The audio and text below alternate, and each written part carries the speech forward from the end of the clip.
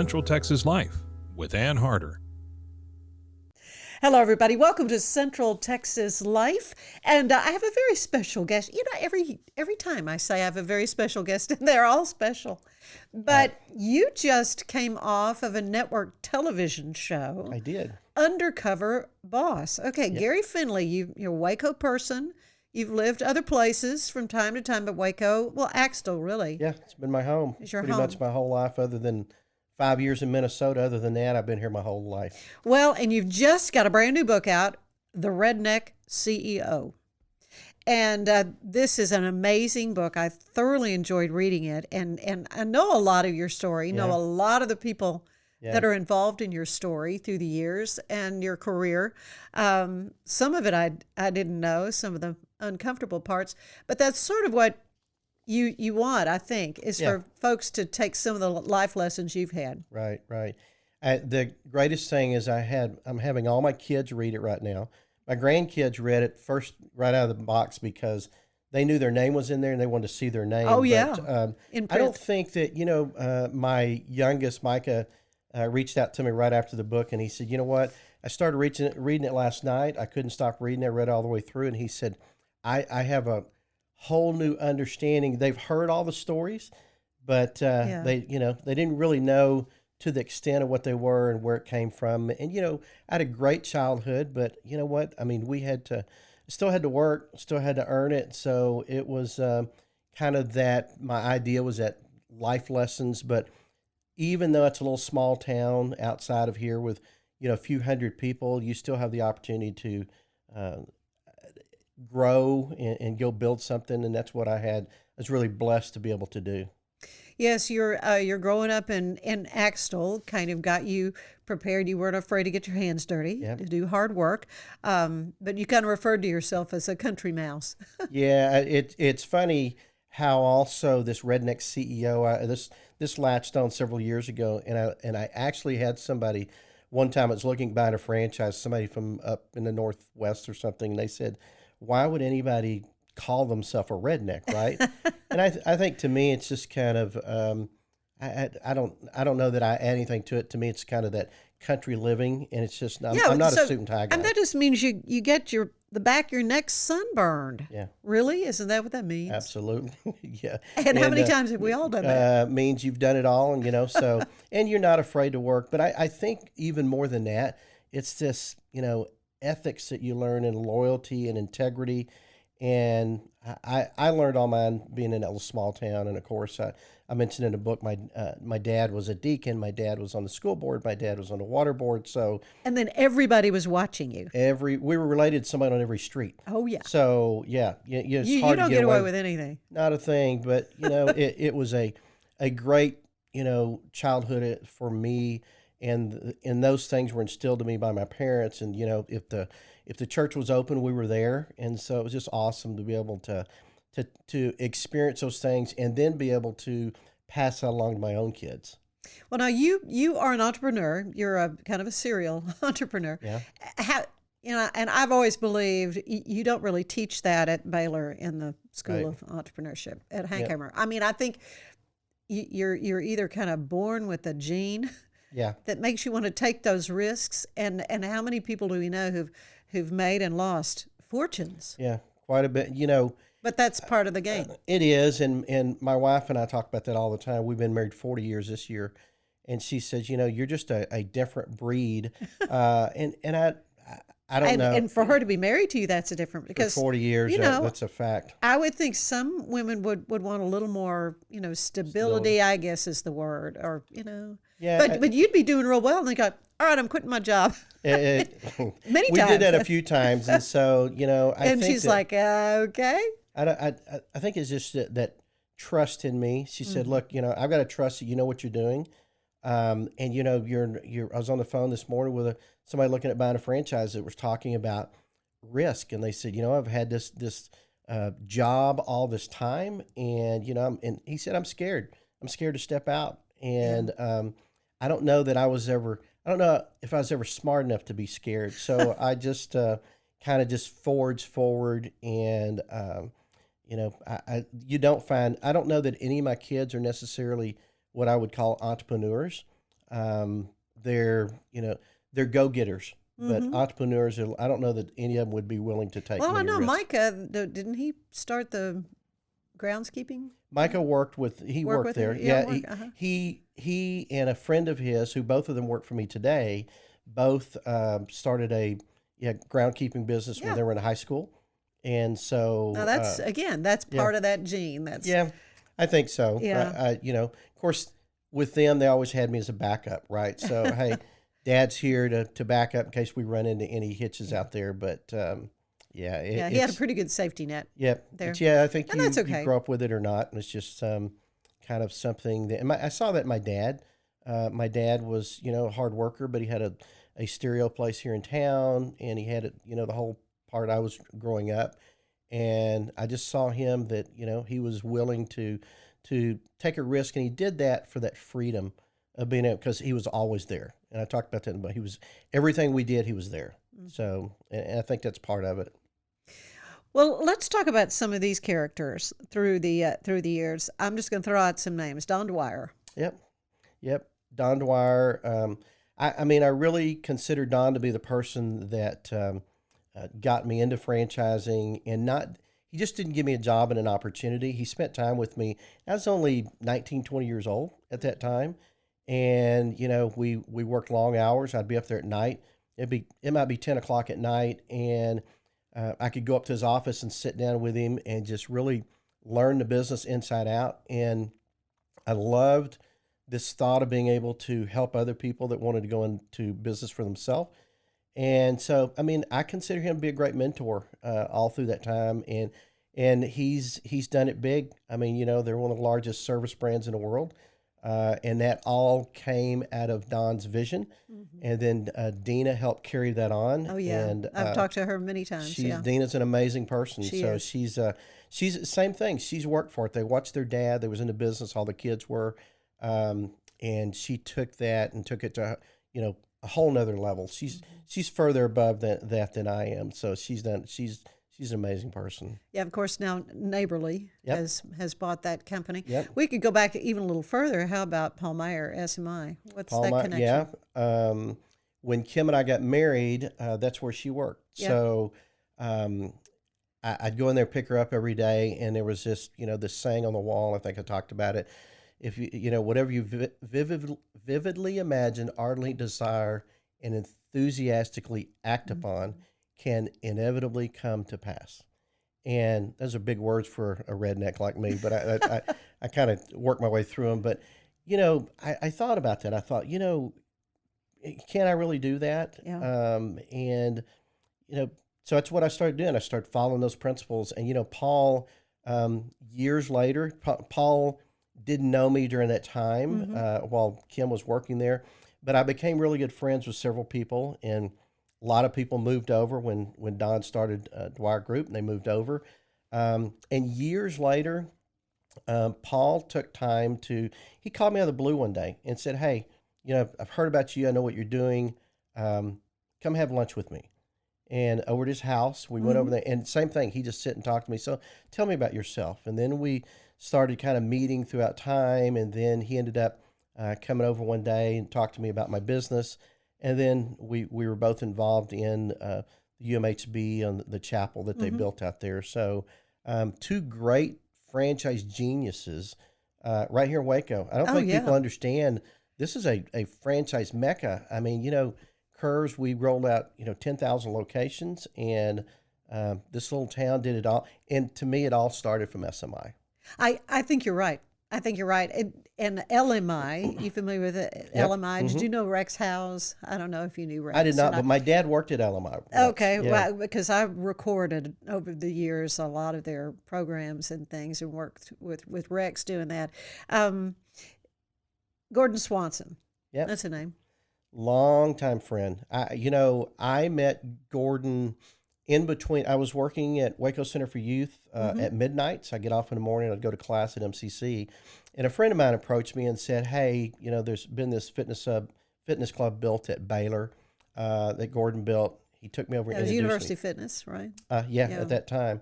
So I went over and met Gordon, and he was looking for somebody to sell memberships, and he said, "Well, how many do you think you can sell? I said, oh, I think I can sell 100 in a month. He said, we haven't sold 100 in the last 6 months. So let's see how that works. And I did what I said I was going to do. I put together my own plan. I had come from that background. I knew how to do it. And from that, it was probably a month later, he moved me into management role to manage the club. Probably a few months after that, he gave me half the stock in it. And then a few months after that, he turned the other part of it and, kind of carried the note for me to where it get me into it. And he remained a great friend to this day. He's built most of my houses. He built our Curves building. And I found in him, he's truly somebody who, he does what he says he's going to do. They're not all that way, right? No, you can read about them. You can read about him in your book. Yeah. Yeah. Gordon is, and he is most people, he is a self-made millionaire. He started MCC. That's what he did, and got a degree in respiratory therapy, and said, hey, there's a need out there. And he started, I think it's All Care Medical back then, and took that and built that into a huge company. So he, so I got the opportunity to really follow great people. Yes. Yeah. So. Yeah, and there were some scoundrels. Alan Stanford, for once. Yeah. Boy, there were. no kidding. Alan was the first doing person. News stories about that. Oh, I bet you do. And so he was, he was my first little stint into the fitness business. I went to work there after I left the railroad. Was what, Total Fitness? Yeah, Total Fitness over on Lake Erie. Yeah. So. Oh yeah. I went to work there as a trainer, which is really just a glorified cleaning boy, and I was in there one day. I heard a helicopter land in the parking lot, or at least that's what I figured out later. And he gets out, and here's this mammoth guy that, he was huge. And they told me who it was, and it wasn't long after that I started going and doing openings of clubs. He was opening them all over Texas, and you look at him, and I'm probably 20, 21 years old at that point, and you go, man, this guy is the vision of success. I mean, he's got back then in the early 80s, he's got a Jaguar, and I've been out to his house, and he's got this helicopter, and all the things that you think as a 21-year-old, that's what success was about, right? And it's like one day, somebody calls and says, hey, you guys haven't paid one of these bills yet, and come to find out, he made a lot of money, but wasn't paying the bills. And next thing you know, it's bankrupt.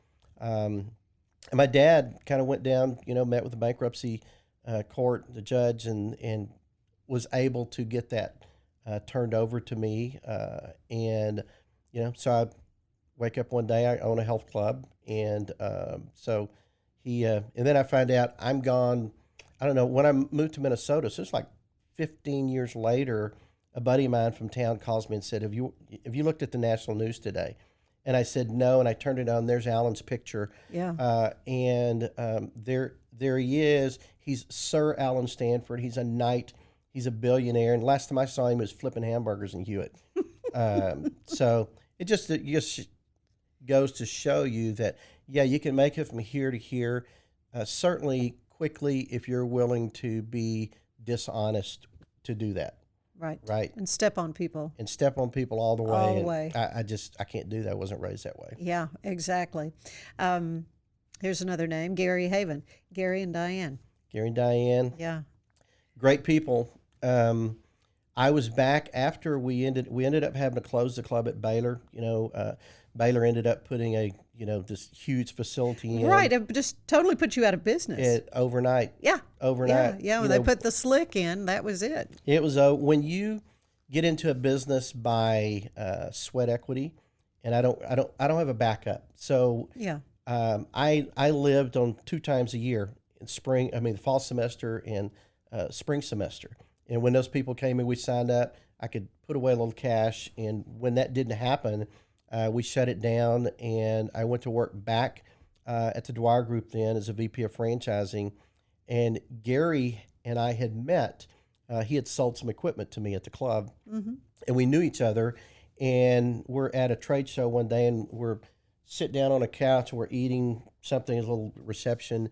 And I said, hey, what's your name? And we realized who we were. And we knew both each other. Gary. Yeah.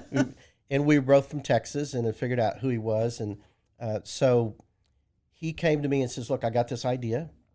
he had a couple locations and opened down in Harlingen and McAllen. And he said, I think it's a great franchise, and this is the concept. And so he said, I want you to, I don't know anything about franchising. You know that piece, plus you know fitness. Come on board. And so I went home after shutting down the club, after going bankrupt. And going back to work Got a the job, blogger, get a paycheck every week. Yeah. Been with a huge company that's been around for many years, and say, hey Kim, this guy's got an idea. So he's got this idea. He seems pretty sharp. Yeah, he seems sharp. Well, who knows? Let's just go ahead and try this out again. Let's punt. And Wow. But I met with him, and I remember like it was yesterday, us putting together equipment in there, at his headquarters, which was just a shop, and he said, I never want partners. I've had bad, Right. bad situations happen with And that was them. very good advice from him, wasn't it? Absolutely. Yeah. But he said, he just looked at me and said, I'll tell you what I'll do. If we ever sell the company, if you want to leave, I'll give you 10% of the value of the company. We shook hands on it.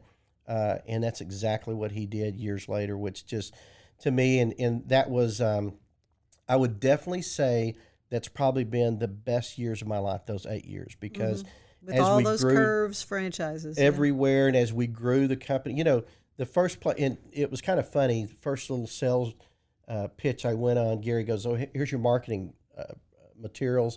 It was a 2-page brochure that he had put together himself at his house. This is what I'm going to use. I go out there. I don't have any clubs open anywhere.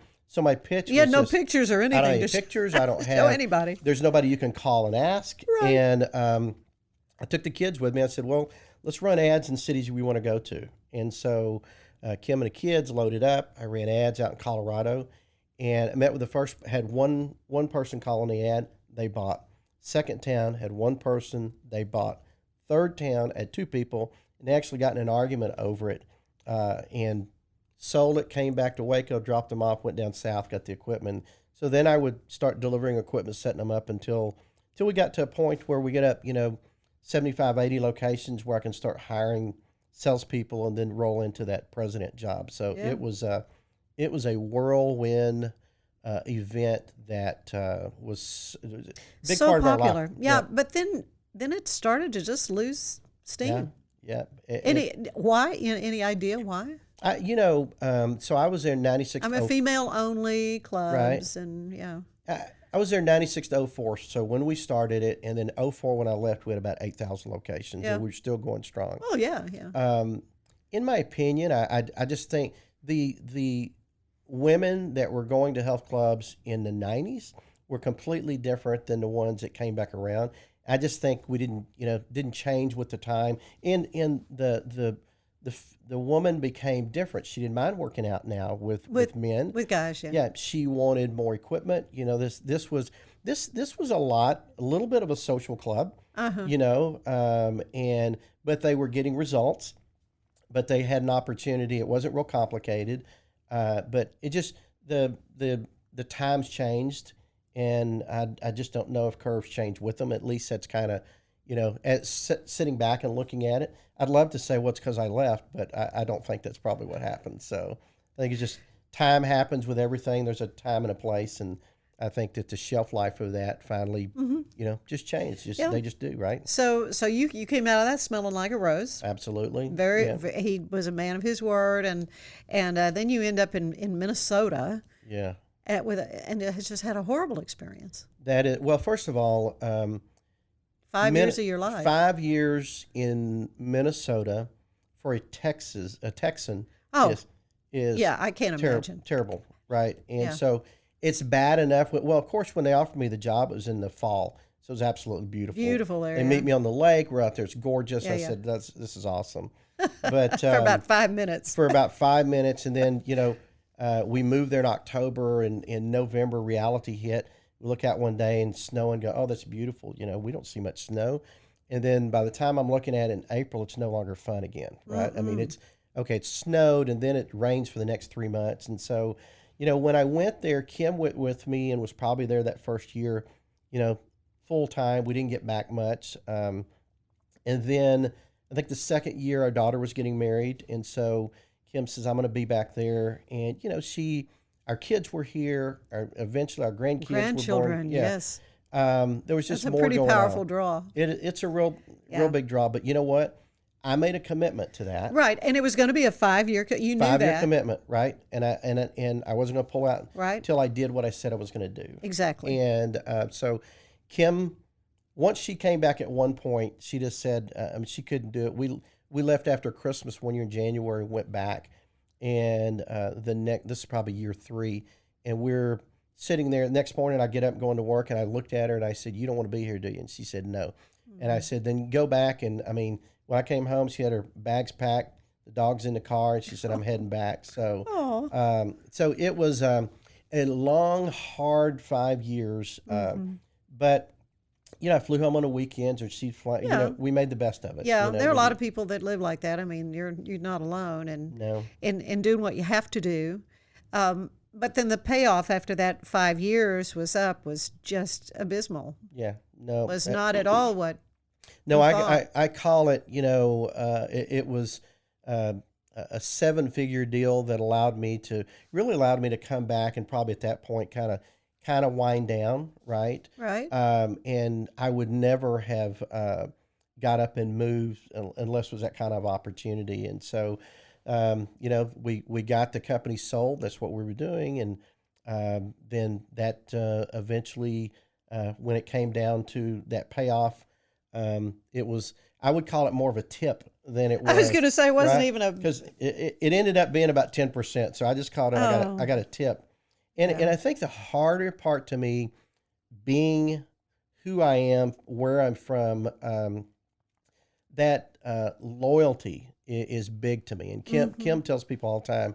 She told him when we first got there. She said, Gary's loyal to a fault, and that's true. And so it was the money. I don't want to say it wasn't the money that really bothered me, but it was that relationship that become very close. Right, you've become good friends with this guy. Traveled all over the world. And then when everything just sort of went belly up, if you will, he was like, well, Yep. that's just how. What? It wasn't even a nice conversation. Hey, let's sit down.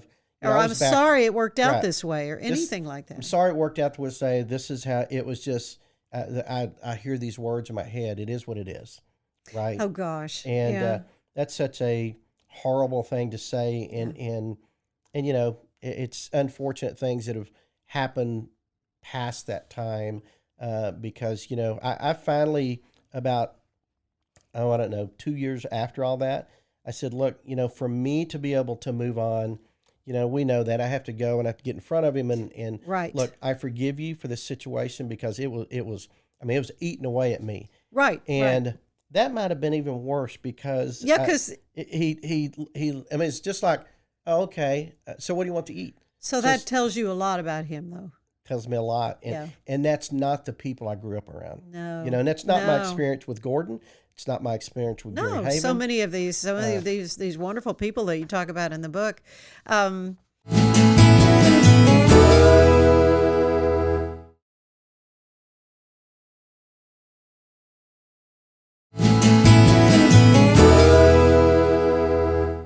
And so that brings us to your gig now. Yep. As CEO of Restoration One, correct? And Correct. so you were on Undercover Boss. Yeah. What was that experience like? It was Because interesting. this company, this is a little different than fitness clubs. Yeah. This I really is didn't know. cleaning I knew up after messy I knew a stuff. little bit about it, because when I went to work at Rainbow, I had to go out and Dwyer Group, I had to go out and do some of the work. So I had kind of an idea, but not to the extent of what this was. And so it was really me knowing franchising. That's how I went to work for the guy, Right. And build a franchise company. And which I've always done. I hire people who know what they're doing, and I leave them alone, right? Let them do their job. Let them do their job. I'm not a micromanager, and I'm a relational manager, and I see how that really works in favor. But if people work for you under that, it's hard for them to ever go back to, a business where it's all about business. Yeah. And so I got that opportunity through the PR firm and some other things that we'd sent out to get selected to be on the show, and it was a great experience. It really was. When we had a watch party the night it was coming on, and somebody said, "Well, what should we expect?" I go, "You understand that you and I and 3.5 million other people are going to see this at the same time. I've not seen it. Oh, of course not. Yeah. We You have filmed no idea how you're going to end up we looking. filmed for a week and a half, Yeah. and I was on the road with the film crew and going through all this, and Yeah, you had kind of a reddish blonde mullet, and it was great. your name was Bobby Turner. I didn't know I had a mullet for like 3 or 4 days until I was Oh, actually. you just had they I just do fixed like that. you I only up. saw this. I turned around and they thought that was the funniest thing. The film crew said, "How did you not know?" I said, "Well, I can't see the back of my head, so I had no clue what it was." Well, I love the promo that I saw, because the lady that goes with you into this just horrific Yeah. place that was just nasty as all get out, and her comment was, "Bobby is not cut out for this." Well, and when that comes back, I think one of the other guys had said something about, I don't know if Bobby's going to make it, and then one of them was trying to encourage me how in life, Yeah, if you well, just that's good. you do everything, and so I never sit there in my head going, "Hey, I'm going to wait till they find out." In my head, I thought, this is great because Yeah. they don't know who I am. They're still and trying to help you. They're still trying to help me and get me through it. But I'd never seen anything quite like that. Yeah. Well, it's like crime scene cleanup Yep. and just really horrific. Yeah, Horrific This was a things. squatter's house, and yeah, I mean, squatter in the it true was- sense of the word. it was Yeah, nasty. it Yeah. was. It was really. It was really really really bad. So, but you were the CEO of this company, and so what did you learn through that experience of Undercover Boss? Franchising is all about those systems and processes and training, and how do you train your franchisees to go out there, and you have people going out to the field, but for the most part, you're hoping that they're doing, you got some things you can checks and balances, but when you show up kind of undercover and they don't know who you are, what are they doing? What are they doing when nobody's watching, right? Right. And what I found is our franchisees were representing us even better than I probably thought. And it's kind of like, don't you find something wrong, or did you not find anything? I mean, they were so minor, but as far as, having things, I said, okay, we have got to get this. This is a huge problem. Not really, but I was really also, I would say, impressed, but also proud of the fact that there was so much diversity in our company, and opportunities Yeah. offered to everyone. Got to meet some great people, but people that were passionate about what they did. And so to me, it was really learning that our company was as successful as it has been due to our franchisees. So it was a great lesson for you. Well, I like to end these visits with a questionnaire. It's similar to the one that the late great James Lipton would use on Inside the Actors Studio. So we kind of have the same little set, same little vibe. So I'm going to ask you, what is your favorite word? Word. I would say integrity. Yeah. I would say integrity, because it's just that's I mean, you kind of are born with that, right? You can learn Yeah. it over time, but You That's- certainly know when it's not happening around you. right, real quick. Yeah. Yeah. What's your least favorite word? Um, can it be a sentence? I just Sure. yeah, Whatever you sentences. want. I mean, that deal people saying they can't do something. To me, that's the I think I've proved that out, that you really can, no matter what are the circumstances. I have that with my kids that I've had to go through over the years, but the opportunity is there for everyone, different how it's presented, but you really can't. You can't if you have no. I can't go out and become a professional NBA basketball star, right? I'm just a little stunted for that, but when it comes down to just life things of being able to get yourself and accomplish things, I believe everybody's got that opportunity to do that. I thought you were going to say it is what it is, but It is what it is. well, that true. I will tell you that I did learn a great phrase while I was in Minnesota that I use a lot, and Yeah. that is, "Don't make your problem my problem." And I said that to my grandkids one day, and I heard them out in the road playing with some other kids. They were playing Foursquare, and my granddaughter is telling my grandson, the other kids, well, I didn't get to do this because this or that. And he stops and looks at her and says, hey, don't make your problem my problem. So it comes in handy. Yeah, it does. Sure does. What turns you on creatively, spiritually, or emotionally?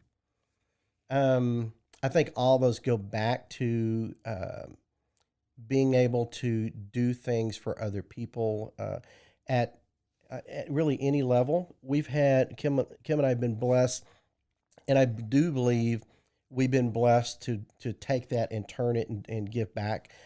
We had the opportunity when I was on the board here at Mission Waco to give back to a lady. We were sitting in a board meeting one day, and she is she's not like the rest of everyone. There's business people, and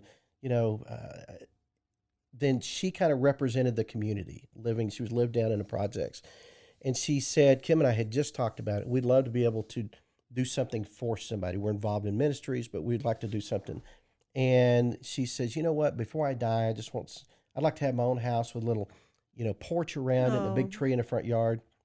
Came home, told Kim, let's do it. So we worked with Jimmy Doral and City of Waco gave us a lot, and we built that home. And we were pretty, private about it. I don't know if we ever put our name on it. We just didn't want to, didn't need to. The Findley house. Right, exactly. Right. And we want to be biblical about that. It's, Yeah. Don't go around and brag about it or be proud about it. But it was so great. And, we'd go over there to the house, and she had a picture of us on her TV. And she said, here's my guardian angels. And, she only lived in that house maybe 6 months. Wow. I don't think it was a year. She was taking care of some kids that I think she had a niece that was in prison. She was taking care of them. She had to do dialysis like 2 or 3 times a week. She had cancer. Everything you could have possibly going against you, she had. And we go to the Mission of Waco banquet. Jimmy gets it. We're waiting on her to come sit down. And Jimmy gets up and says, hey, we went to pick her up. We found her there in a house. She had fell down by the bed, and that's just where she was at, but she died in that house. So, it's a sad thing. So that is what what I do for everything I do is to have that opportunity. It's just, that's what, that and my family. Those are the 2 things that drive me. Sure. Well, what turns you off creatively or spiritually or emotionally? Negativity. I hear that a lot. Yeah, negativity, negative people, negative situations. So I just don't surround myself with those people, right? I do to begin with to see if there's, if you can help people become more positive, but some people are just woe is me, and and they live in that negativity and love it, and so, but that is by far my biggest pet peeve. What sound do you love the most? What's that? My tractor. Really? Okay. It's the diesel. I don't know why. It's just, we can all picture what that sounds like. Yeah, it is. Used to be my Harley, but I don't have a Harley anymore. But I'd say that sound, I don't know. I'll tell you why. Sounds and smells take me back to being a kid. So I can smell fresh cut grass, and it reminds me of... You're back in Axtell. I'm back in Axtell, we're hauling hay or whatever. But those times when I was at, and those times really even going through the things I do today, that biggest piece comes to me just on that tractor, just riding along. So I think we all go back to our childhood, or go back to a place where we're really happy when we hear, or smell something. Love hay. So what's your least favorite sound? Screaming. Mm-hmm. Screaming kids. Whining. Let's go back. I'll say whining. Okay. Right? I don't know. That's probably one of those things that just, my kids were so good, growing up, and we were at a restaurant one day, and these kids, my three are right here. They're all probably under the age of 5, and we're walking. There was we had a buffet, and there was a guy behind us, him and his wife. We had 2 little kids. Those kids are kicking the side of that deal and yelling and throwing stuff and whatever. And the guy, says to them, "Look at those little kids. Why can't you guys? Why can't you be like that?" And I looked at him, and I wasn't being crude. I just said they weren't born that way, right? So you're going to need to be involved in that. They were They were not born. Somebody that way. needed to tell him that. Yeah, I'd have to say that. Probably. And whining can be adults too. Yeah, for sure. Well, what other profession would you have liked to try? You mentioned NBA star, but yeah, no, I don't think that's going to work for me. I rodeoed as a kid. Did you really? Yeah, I did. We rode bulls and bareback and all that. I don't want to do that. Yeah, that's a certain sort that likes that. I would say I've enjoyed the legal part. I don't know that I would. Really? Yeah, I'm not saying I'll be smart enough to do it. I'm just saying I think I would do it. Franchise law. I've loved being around that part of that and watch it. So. Well, what do you know you would not want to do besides clean up a house that somebody pooped in the tub? I would not want to be an accountant. Yeah. Yeah. I nothing against them because they saved me out of a lot of things. But that to me, that's also that mentality you have to have that you like doing that. I hated math.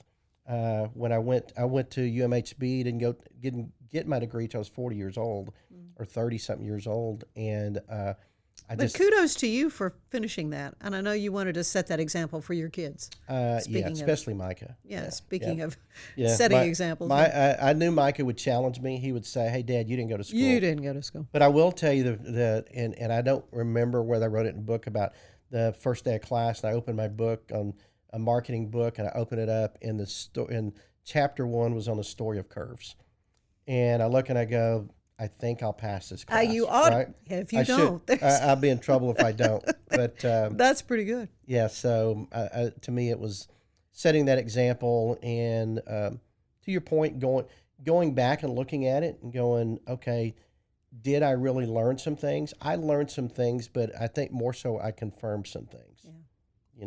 That we did it right. Yeah. And finally, Gary Findley, when you arrive at the pearly gates, what do you want to hear God say to you? You know what it says, hey, well done.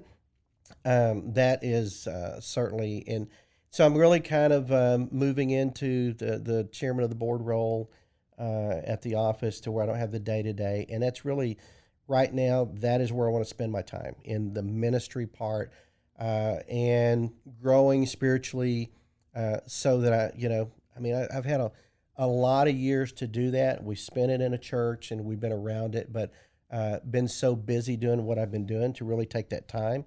So I think that's what, hopefully that's what we all want, right? Well done. You did it right. So that's cliche, but that's what I hope comes out. The Redneck CEO, and folks can get this book. How? You can get on Amazon. Amazon, Gary Findley, and also you can go and watch the episode of Undercover Boss. Yep. That's on I think the Paramount. Yeah, I think it's Paramount Plus. Paramount Plus. Yes. So that was a great experience, and it's been wonderful to chat with you again and catch up. Thank you. It's great to see you again. It's been a long time. We've missed seeing you, so this being able to get this opportunity is great. I appreciate it and love what you do and what you've done for this community for how many years? You want to say it out loud? No. Well, it's a joy for me, though. Yeah. Yeah. And because of these wonderful people that I get to meet and talk to and hear your story, and that's what's so great about this. Well, thank you. You've represented us well. Well, thank you. And thank you for being with us. Join us again for another edition of, what do we call this? Central Texas Life with Ann Harder. Bye-bye. Central Texas Life with Ann Harder is part of the Rogue Media family. Be sure to check out our other shows at roguemedianetwork.com. Please rate this show 5 stars on iTunes, Spotify, YouTube, or anywhere you get your podcasts. Join us again soon for more Central Texas Life with Ann Harder.